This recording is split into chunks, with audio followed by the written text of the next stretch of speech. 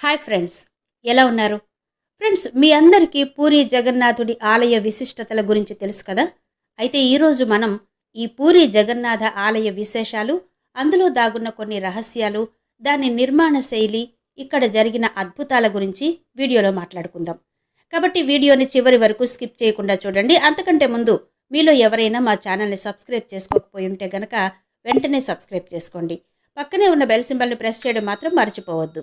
Friends, Jagannath ఆలయం రాబోయే రోజుల్లో సముద్రంలో మునిగిపోతుందా అంటే పురాణ గ్రంథాల ప్రకారం అవుననే సమాధానం వస్తుంది. జగన్నాథ ఆలయంలో రహస్య నేలమాళిగలో అపారమైన నిధి దాగి ఉంది. జగన్నాథ ఆలయం 144 సంవత్సరాలు ఇసుకలో ఎందుకు పాతిపెట్టబడింది? జగన్నాథ ఆలయం కలియుగ ముగింపుకు సంకేతాలు ఎందుకు మరియు ఎలా మనకు అందిస్తుంది? ఇటువంటి జగన్నాథ ఆలయ రహస్యాలు చాలానే ఉన్నాయి. దీనిని ప్రభుత్వం కూడా మనకు తెలియకుండా దాచిపెట్టింది. ఆ విశేషాలన్నీ ఇప్పుడు తెలుసుకుందాం రండి. ఫ్రెండ్స్, హిందూ మతంలో కాలాన్ని 4 భాగాలుగా విభజించారు. సత్యయుగం, త్రేతాయుగం, ద్వాపరయుగం మరియు కలియుగం. ఈ 4 యుగాల మాదిరిగానే హిందూ మతంలో బద్రీనాథ్, రామేశ్వరం, ద్వారక మరియు జగన్నాథ ఆలయం వంటి 4 ధామాలున్నాయి. ఈ 4 ధామ్లు 4 వేర్వేరు యుగాలలో స్థాపించబడ్డాయి. బద్రీనాథ్ ధామ్ సత్యయుగంలో స్థాపించబడింది. త్రేతాయుగంలో రామేశ్వరం, ద్వాపర యుగంలో ద్వారక, జగన్నాథ ఆలయం కలియుగంలో స్థాపించబడింది. ఈ 4 ధామ్ల గురించిన విశేషం ఏంటంటే ఈ ధామ్లన్నీ విష్ణువు అవతారాలచే స్థాపించబడ్డాయి. ఈరోజు మనం మాట్లాడుకునేది కలియుగంలో నిర్మించబడిన జగన్నాథ ఆలయం గురించి. ఇది ప్రపంచంలోనే అత్యంత ప్రసిద్ధ స్థలం. ఈ దేవాలయం చాలా విశాలమైనది. ఈ ఆలయానికి చాలా ఘన చరిత్ర ఉంది. ఈ ఆలయంలో జగన్నాథుడు అతని అక్క మరియు సోదరుడితో కలిసి ఉంటాడు. ప్రతి 15 సంవత్సరాలకు పునర్జన్మను పొందుతాడు అని చెప్తారు. ఫ్రెండ్స్, ఈ ఆలయం పూర్తిగా అద్భుతాలకు నెలవైన దేవాలయం. అందుకే ఇక్కడికి పరిశోధనలకు వచ్చేందుకు వచ్చే శాస్త్రవేత్తలందరూ తలలు పట్టుకుంటారు. ఈ దేవాలయం గురించి మీకు తెలియని ఎన్నో కథలు, రహస్యాలు ఉన్నాయి. జగన్నాథునికి ఇక్కడ 7 రోజుల పాటు జరిగే ఉత్సవం అంటే రథయాత్ర. పూరి జగన్నాథుని దర్శనం చేసుకోవడానికి దేశ విదేశాల నుంచి భక్తులు వస్తూ ఉంటారు. చాలా సంవత్సరాల క్రితం బయట దేశాల నుంచి లేదా ఆంగ్లేయులు, పరిశీలకులు ఇలా చాలామంది ఇక్కడకు వచ్చి ఇక్కడ సంపదను దోచుకుని వెళ్ళేవారు. ఆక్రమణదారులు జగన్నాథుని ఆలయాన్ని ధ్వంసం చేసడానికి ప్రయత్నించినప్పుడల్లా కూడా జగన్నాథుడు ఇక్కడ ఆలయం వెలుపల దాక్కోవలసి వచ్చేది. ఇక్కడి ప్రతిమలను గుడి నుంచి బయటకు తీసి బావుల్లోనూ, కొన్నిసార్లు గుహల్లోనూ, కొన్నిసార్లు భూగర్భంలోనూ దాచి ఉంచేవారు. ఫ్రెండ్స్, జగన్నాథ ఆలయంపై దాదాపు 17 సార్లు దాడి జరిగిందని మీకు తెలుసా? ఫ్రెండ్స్, జగన్నాథ ఆలయం భూమిపై అత్యంత పవిత్రమైన ప్రదేశంగా పరిగణించబడుతుందని మీరు తెలుసుకోవాలి. ఏ భక్తుడైనా ఇక్కడికి వచ్చి స్వచ్ఛమైన హృదయంతో జగన్నాథుని దర్శనం చేసుకుంటే జనన మరణాల బంధాల నుంచి విముక్తుడవుతాడు. అయితే జగన్నాథుని ఆలయానికి వెళ్ళి అక్కడ దర్శనం చేసుకుని తిరిగి వస్తుండగా ఏదైనా పొరపాటు చేస్తే జనన మరణ చక్రం నుంచి విముక్తి లభించదని మీకు తెలుసా? ఇక్కడి గుడిలోకి అడుగు పెట్టగానే అతని పాపాలన్నీ తొలగిపోతాయి అని చెప్తారు.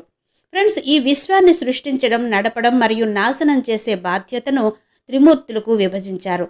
బ్రహ్మదేవుడు విశ్వాన్ని సృష్టిస్తాడు, విష్ణువు ఈ విశ్వాన్ని సజావుగా నడిపిస్తాడు. ఎప్పుడైతే ఈ సృష్టి పాపంతో అసమతుల్యమవుతుందో శివుడు దానిని నాశనం చేస్తాడు.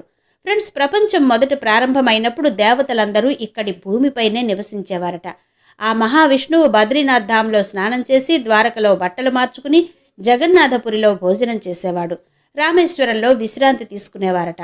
అదేవిధంగా మనం శివుని గురించి మాట్లాడితే శివుని నివాసమైన కైలాస పర్వతం గురించి మాట్లాడుకోవాలి. ఇక్కడ కైలాస పర్వతంలో శివుడు తన మొత్తం కుటుంబంతో నివసించాడు అని చెప్తారు. అప్పుడు యుగాలలో మార్పు వచ్చింది. త్రేతాయుగం వచ్చింది, ద్వాపర యుగం వచ్చింది, చివరకు కలియుగం కూడా వచ్చింది. భూమిపై పాపం పెరగడం ప్రారంభమైంది మరియు ప్రపంచం మొత్తం విధ్వంసం వైపు వేగంగా పయనించడం ప్రారంభించింది. ఆ తర్వాత నెమ్మదిగా దేవతలందరూ కూడా ఈ భూమిని విడిచిపెట్టి వెళ్ళిపోయారని చెప్తారు.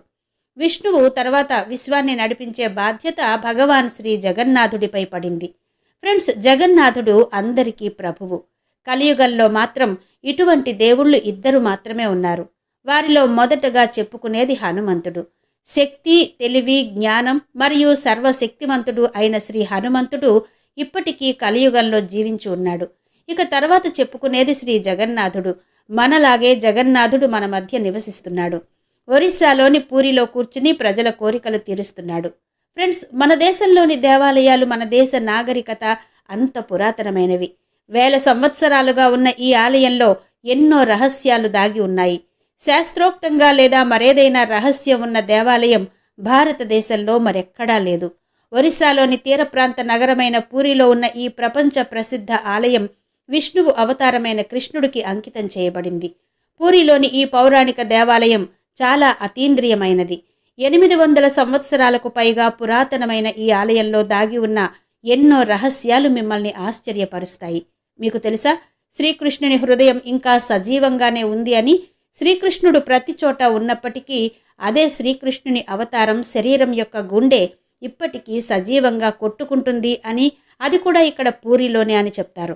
ఫ్రెండ్స్, శ్రీకృష్ణ భగవానుడు తన శరీరాన్ని విడిచిపెట్టినప్పుడు అతని అంత్యక్రియలు జరిగాయి. అంత్యక్రియల సమయంలో శ్రీకృష్ణుడి శరీరం పూర్తిగా పంచభూతాలలో కలిసిపోయింది. కానీ అతని హృదయం మాత్రం అలాగే ఉండిపోయింది. అతని హృదయం అగ్నిలో ఆహుతి కాలేదు. అతని గుండె బతికున్న వ్యక్తిలా కొట్టుకుంటోంది. శ్రీకృష్ణుడి మరణం తర్వాత జరాసబర్ అనే గిరిజన వేటగాడు అతని మృతదేహాన్ని దహనం చేశాడు. కానీ శ్రీకృష్ణుని గుండె మాత్రం కాలలేదు. కానీ శరీరం మాత్రం నీటిలో మునిగిపోయింది. ఆ తర్వాత ఆ శరీరం ఒక దుంగ రూపాన్ని సంతరించుకుంది అని చెప్తారు. జగన్నాథుని భక్తుడైన ఇంద్రద్యుమ్న రాజు ఈ కర్రను వరంగా పొందుతాడు. అతను విశ్వకర్మ ద్వారా జగన్నాథుని విగ్రహాన్ని ఈ దుంగ మీద చెక్కిస్తాడు. శ్రీకృష్ణుడి గుండె ఇప్పటికీ అలాగే కొట్టుకుంటుందని, జగన్నాథుని చెక్క విగ్రహాల లోపల ఆ గుండె ఉంచారని మీకు అర్థమైందనుకుంటాను. ఫ్రెండ్స్, జగన్నాథుని రహస్యాన్ని ఇప్పటి వరకు ఎవ్వరూ తెలుసుకోలేకపోయారు.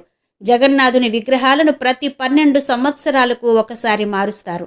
ఈ ప్రక్రియను నవకళేబర్ అంటారు. ఈ సమయంలో జగన్నాథుడు పునర్జన్మ పొందుతాడని చెప్తారు.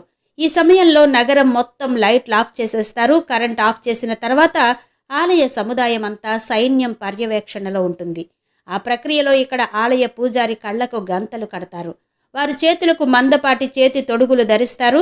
ఆలయం లోపల చీకటి మధ్య పూజారి ఆ బ్రహ్మ పదార్థాన్ని బయటకు తీసి కొత్త విగ్రహంలో ప్రతిష్ఠిస్తాడు. శ్రీకృష్ణ భగవానుని ఈ హృదయాన్ని బ్రహ్మ పదార్థం అంటారు. ఈ బ్రహ్మస్వరూపం అత్యంత రహస్యం. దీని గురించి ఇప్పటి వరకు ఎవ్వరికీ అర్థం కాలేదు. ఈ బ్రహ్మ పదార్థం 100 సంవత్సరాలుగా ఒక విగ్రహం నుండి మరొక విగ్రహానికి బదిలీ చేయబడుతుంది. విశేషం ఏంటంటే బ్రహ్మ పదార్థం మార్చే పూజారి కూడా చేతికి గ్లౌజులు పెట్టుకుని కళ్లకు గంతలు కట్టుకుని అసలు ఆయన ఏం మారుస్తున్నాడో కూడా తెలుసుకోలేడు. ఫ్రెండ్స్, కలియుగం ఎప్పుడు ముగుస్తుందో, తరువాత అవతారం ఎప్పుడు పుడుతుందో అప్పుడు జగన్నాథుని ఆలయం మొత్తం సముద్రంలో కలిసిపోతుందని చెప్తారు. అయితే ఇప్పుడు మనం ఈ బ్రహ్మ పదార్థం గురించి సైన్స్ అసలు ఏం చెప్తుందో తెలుసుకుందాం. ఫ్రెండ్స్, బ్రహ్మ పదార్థాన్ని ఆధునిక శాస్త్ర కోణం నుండి అర్థం చేసుకోవడానికి ప్రయత్నిద్దాం. తల్లి కడుపులో తండ్రి యొక్క శుక్రకణాల ద్వారా గుడ్డు ఫలదీకరణ చెందడం వల్ల శరీరం ఏర్పడుతుందని మనందరికీ తెలుసు. శరీర నిర్మాణం ప్రారంభమవుతుంది. కానీ ఆ శరీరంలో గుండె చప్పుడు 2-3 నెలల తర్వాత మాత్రమే ప్రారంభమవుతుంది. అసలు ఇది ఎలా జరుగుతుంది? అన్నిటికంటే శరీరంలోకి ప్రవేశించిన వెంటనే కొట్టుకోవడం ప్రారంభించే మూలకం ఏంటి? సైన్స్ ఇప్పటి వరకు దాని గురించి ఏమీ చెప్పలేకపోయింది. అయితే ఋషులు చాలా సంవత్సరాల క్రితం దీనిని కనుగొన్నారు. సనాతన ధర్మంలో దీనిని జీవశక్తిగా సంబోధించబడింది. ఈ నగ్న శరీరానికి జీవం పోసే శక్తి ప్రాణశక్తి. ఫ్రెండ్స్, ఈ జీవశక్తి కూడా విశ్వంలోని సృజనాత్మక శక్తిలో ఒక భాగం. మనం శరీరాన్ని పరిశీలిస్తే మీరు దీన్ని ఇలా అర్థం చేసుకోవచ్చు. ట్రాన్స్ఫార్మర్ మరియు ప్రాణశక్తిని విద్యుత్తుగా అనుకోండి. అప్పుడు 220 వోల్ట్ల వరకు లేదా 21,000 వోల్ట్ల వరకు శక్తిని స్వీకరించడం అనేది ఆ శరీరంపై ఆధారపడి ఉంటుంది. ఈ శక్తి శరీరానికి శక్తినివ్వడమే కాకుండా అద్భుతమైన మరియు ఆశ్చర్యకరమైన ఫలితాలు ఇస్తుంది. మన స్థానంలో యోగులు ఈ శక్తిని సేకరించడం ద్వారా జీవించి ఉన్నప్పుడే ప్రాణశక్తిని శరీరం నుండి విడుదల చేసే అతి గొప్ప వ్యవస్థను కనుగొన్నారు. అప్పుడు అతను తన ఇష్టానుసారం శరీరంలోకి తిరిగి ప్రవేశించే మార్గాన్ని కూడా కనిపెట్టాడు. అదేవిధంగా హిమాలయ గుహలలో తపస్సు చేస్తున్న యోగుల గురించి మీరు తప్పక వినే ఉంటారు. వారి తపస్సుకు వారి శరీరం ఎప్పుడూ అడ్డుపడదు. కాబట్టి పూర్తి అవతారంగా పరిగణించబడే ఈ శ్రీకృష్ణుడి శక్తి పరిమితి ఎంత ఉంటుందో మీరే ఒక్కసారి ఊహించండి. ఫ్రెండ్స్, ఇప్పుడు జగన్నాథ ఆలయ రహస్యాల గురించి తెలుసుకుందాం. ఒరిస్సాలోని పూరిలో ప్రారంభమయ్యే రథయాత్ర 500 ఏళ్లుగా కొనసాగుతోంది. దీని గురించి స్కంద పురాణం, నారద పురాణం, పద్మ పురాణం మరియు బ్రహ్మ పురాణాల్లో వివరించబడింది. ఇందులో జగన్నాథునితో పాటు సోదరుడు బలభద్రుడు మరియు సోదరి సుభద్ర రథాన్ని అధిరోహిస్తారు. ఈ రథాలు లాగిన వారికి మోక్షం లభిస్తుందని అక్కడి వారి నమ్మకం.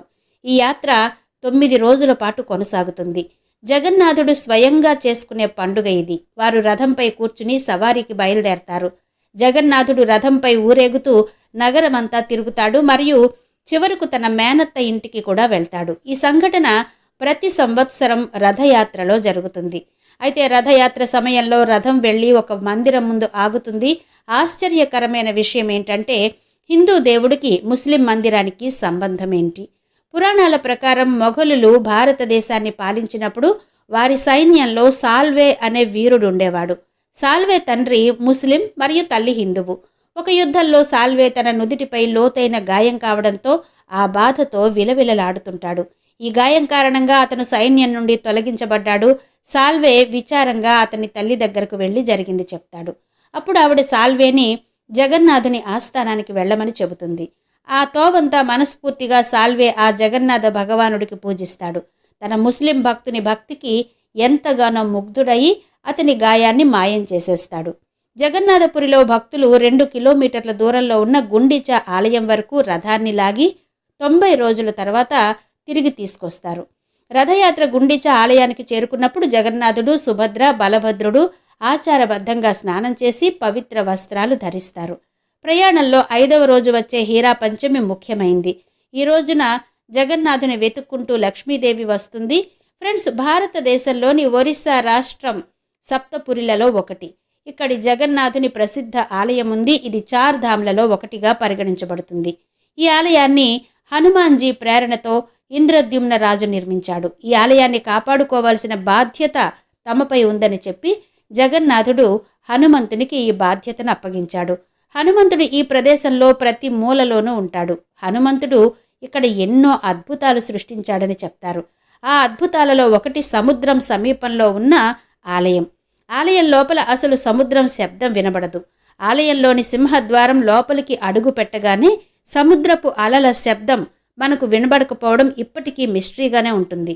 ఆశ్చర్యకరమైన విషయం ఏంటంటే గుడి నుంచి బయటకు అడుగు పెట్టగానే సముద్రపు చప్పుడు మళ్ళీ వినబడుతుంది.